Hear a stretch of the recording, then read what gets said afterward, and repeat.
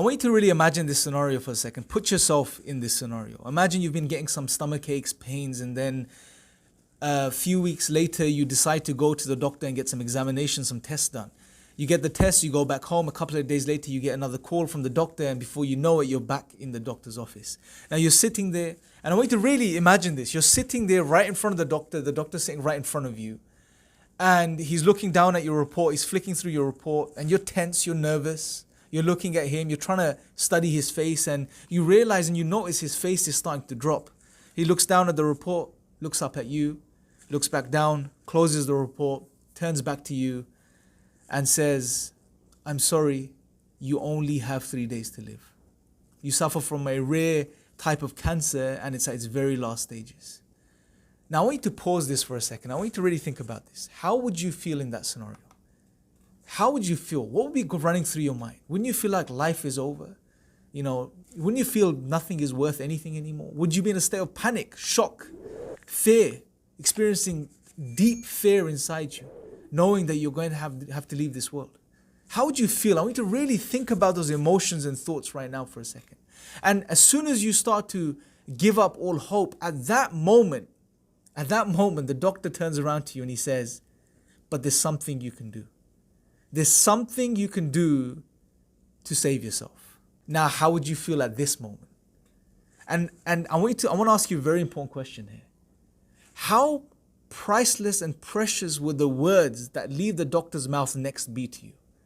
The advice he's about to give you, how priceless would that be? And not only that, how much would you give? How much would you sacrifice? What would you do to ensure that you implement that advice into your life so you live on?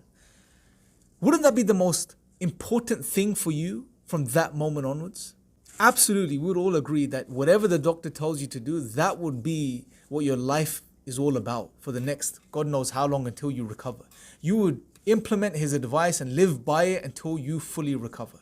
Let me remind you guys that this scenario is very similar to what God has told us in the Quran. This is a reminder for all of us, including the atheists.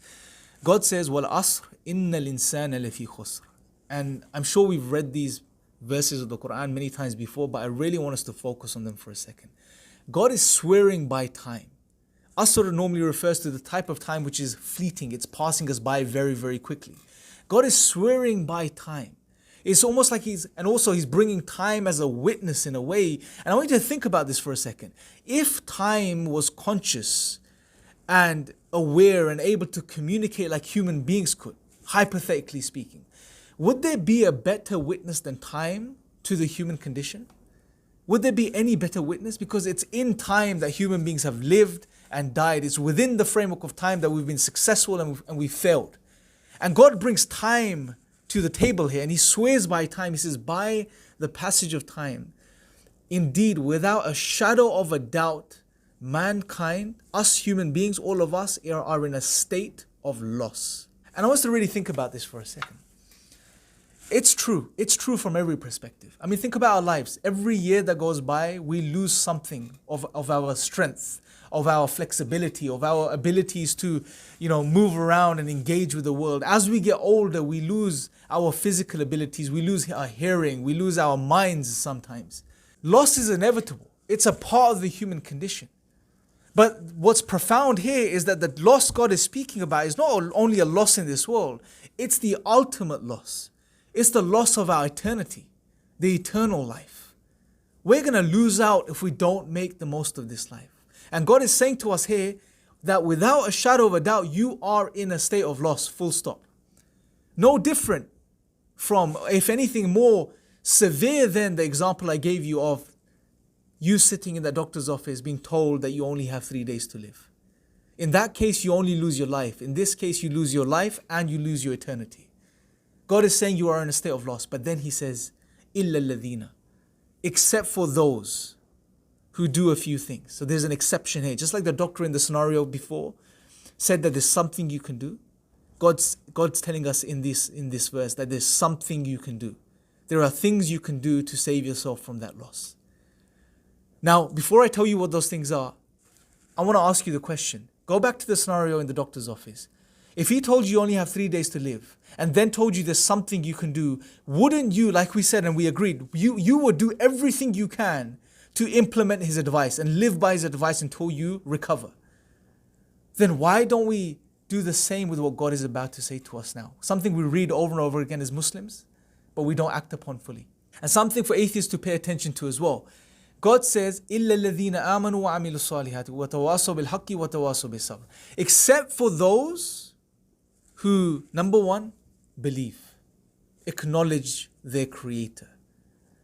Acknowledge the very thing we were created to acknowledge, that our Creator exists and that He deserves worship. Except for those who believe, number one. Then those who do good deeds. That belief translates into action. It's not just a case of sitting there and believing. You were created a human being that has the ability to do things, act in a way that's good. Those who believe and those who do good. Those who advise to the truth and those who advise to patience. These are the four qualities. I'm not going to go into them in detail, but I just want us to appreciate something here.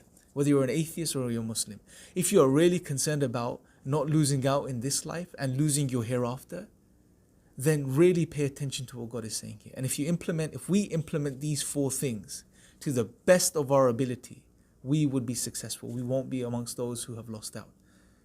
You can live. Not only here, but you can live. You will truly live in the next life that's coming. I leave you guys with this. Let me know your thoughts in the comment section below. Until next time, take care.